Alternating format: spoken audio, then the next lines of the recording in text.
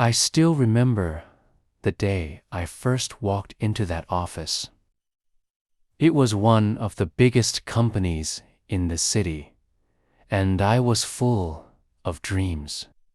I had just completed my studies, and getting a job there felt like my first big step towards success. I was young, motivated, and determined to prove myself. The first few weeks were exciting. Everything felt new. I stayed late to finish tasks, volunteered for extra projects, and wanted to show that I was reliable.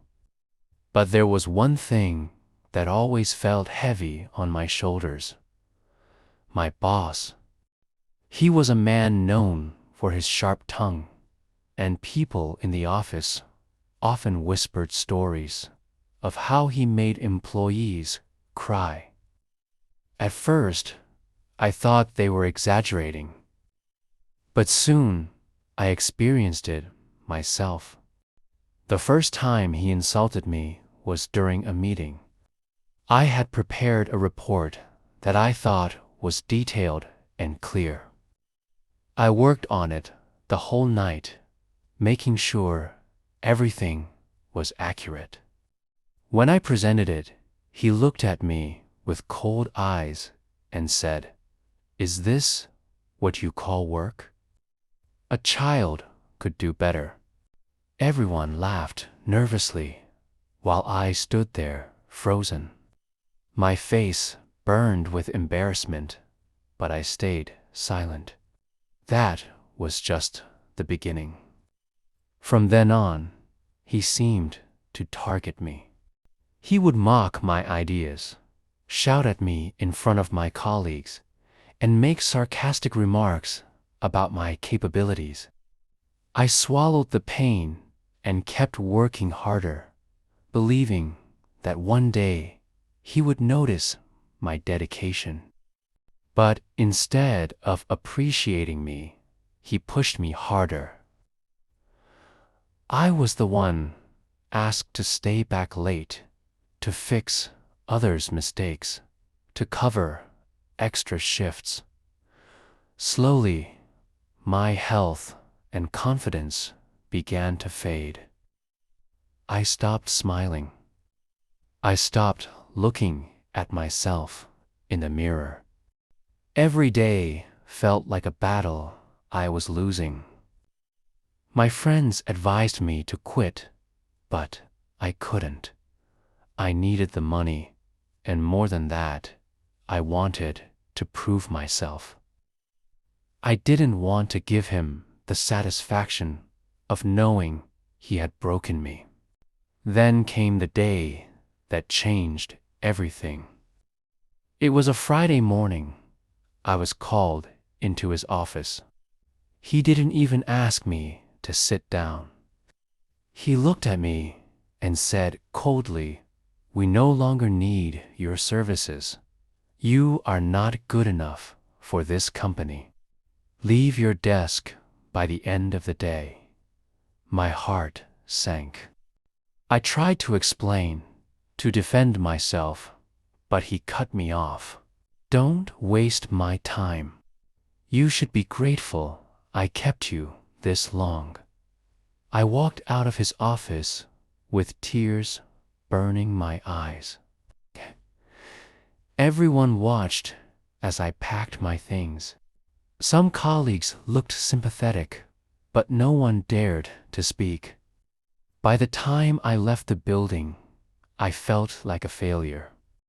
That night was one of the hardest of my life. I lay on my bed, staring at the ceiling, thinking of his words. Not good enough. They echoed in my head like a curse. But as the hours passed, my sadness slowly turned into anger. I decided I wouldn't let his voice define me. I wouldn't let one man decide my worth. If he thought I was nothing, I would prove him wrong by becoming something greater than he could ever imagine. The next morning, I started planning. I had always dreamed of starting my own business, but never had the courage. Now, with nothing left to lose, I decided it was time. I borrowed a small amount of money from a close friend and rented a tiny space in an old building. It wasn't glamorous, but it was mine. I decided to start a digital marketing agency. I had skills in writing, designing, and social media, and I knew I could use them. At first, no one believed in me. Some even laughed. "You couldn't handle a job, and now you think you can run a business," they said, but their doubt only fueled me. The first year was brutal. I worked day and night. I had no employees, so I did everything myself. Finding clients, doing the projects, sending invoices, even cleaning the office. Many times, I wanted to give up. There were days when I had no money for proper food, and nights when I slept in the office chair. But every time I felt weak, I remembered my boss's words. "Not good enough." I used those words like fire to keep me moving. Slowly, things started to change. One small client led to another. A satisfied customer recommended me to someone else. Step by step, my agency began to grow. After 2 years, I was able to hire a small team. We worked like a family, supporting one another, encouraging one another. Unlike my old boss, I treated my employees with respect. I wanted them to feel valued, not humiliated. We celebrated every little success together. The bond we shared became our strength. Soon, we started handling bigger clients, and within 5 years, my company became one of the most trusted agencies in the city. I had an office in a tall building, employees who believed in me, and clients who respected me. My life had transformed completely, but destiny had something else planned. One day, as I was reviewing a proposal in my office, my secretary told me that a new client had requested a meeting. When I saw the name on the file, my heart stopped. It was the very company that had once fired me. And the person leading the deal was none other than my old boss. For a moment, I didn't know how to react. Memories of humiliation rushed back, but then I smiled. Life had brought him back, not as my superior, but as someone seeking my help. The next day, he walked into my office. He looked older, more tired, and his arrogant expression had softened. When he saw me, his eyes widened in shock. For a few seconds, he couldn't speak. Finally, he said, You are the owner here." I nodded calmly. "Yes, welcome to my company. Please, have a seat." He sat down, clearly uncomfortable. He explained that his company was struggling and they needed digital marketing services to survive.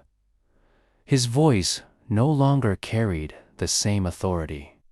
It carried desperation. I listened carefully, hiding the storm of emotions inside me. When he finished, He looked at me, waiting for my answer. That moment felt powerful. I could have rejected him. I could have thrown his own words back at him. But instead, I took a deep breath and said, I will help your company, but not for your sake. I will do it for the employees who depend on their jobs. Because I know what it feels like to lose one unfairly. He lowered his eyes, ashamed. For the first time, he seemed human, vulnerable. Before leaving, he whispered, I was wrong about you. You are more than good enough.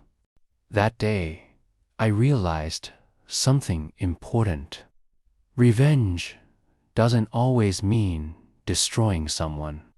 Sometimes, the best revenge is showing that you can rise above the pain they caused, and that success speaks louder than anger. By treating him with the respect he never gave me, I taught him the lesson life wanted him to learn. He never humiliated anyone again because he had faced the taste of humility himself. Years later, when I looked back at my journey, I felt grateful. If he had not fired me, I might never have started my own business. His rejection became my motivation, and his cruelty became my fuel. Life has a strange way of turning pain into power if you don't give up. Today, I tell this story not to boast about success, but to remind people that sometimes the worst moments in your life push you toward the best ones. And sometimes the person who tries to break you is the reason you discover just how unbreakable you truly are.